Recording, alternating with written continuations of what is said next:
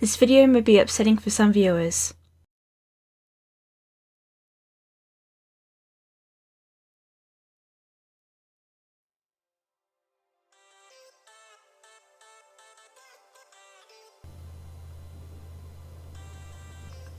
It wasn't meant to end like this, though Wolve didn't seem upset over the circumstances.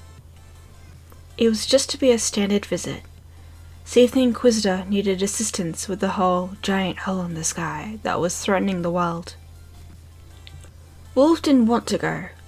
She didn't want to be seen like this, a complete mess, a shell of the hero she used to be. How demoralizing would that be for the public to see the famed hero of Ferelden so weak and frail? But her husband had thought it best to get out and about, a way to get her out of the keep, a way to avoid the issues she'd been having there. He didn't understand that the issues he was so worried about were following her, a shadow that never quite stopped nipping at her heels. Wolve had a strong feeling that he wouldn't have suggested coming here if he knew how it would end up. It was her fault. Of course it was her fault. She'd been stronger or smarter. She'd have passed the social test of normalcy. If she'd just tried harder, Wolve was sure she'd have been fine. But there was something about the Inquisitor's crew that kept her fitting in. If the stern Inquisitor hadn't been so alert to Wolve's weakness, then the elven mage or the old rogue wouldn't have picked up on her guest. Maker. When she said it like that, it sounded like a demon. But weren't they? Haunting her dreams, her life, an ever-constant shadow hovering over her? Nearly immediately, the Inquisitor picked up on her weakness, how she jumped at every shadow, how withdrawn she acted, how she shied away like a kicked dog when the Inquisitor raised her voice at her. How closed-off Wolve behaved, refusing to speak up on what was wrong with her, despite the Inquisitor's threats. It didn't help that when she was outright confronted, cornered and interrogated, like she would confess so easily, didn't they realize she couldn't tell them? Didn't they notice the position she was in? The demon had a stranglehold on her, and any confession would be a breach of contract.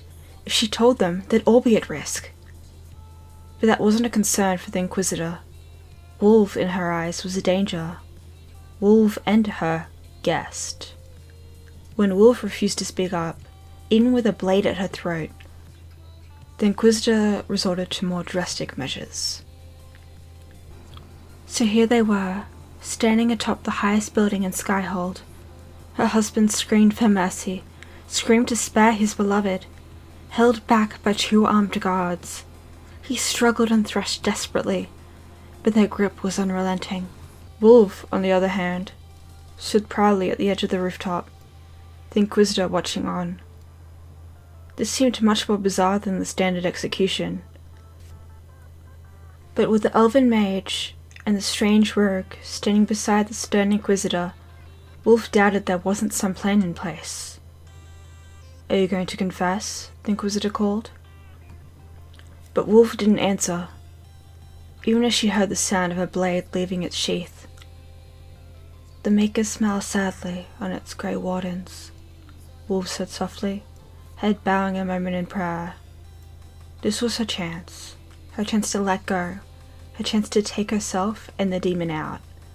No more pain, no more suffering, no more worries.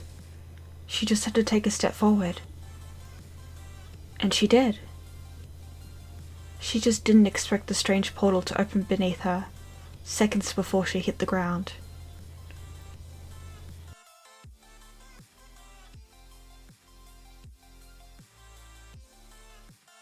That's all for today's video. I'm really enjoying slowly creating videos that flesh out my characters.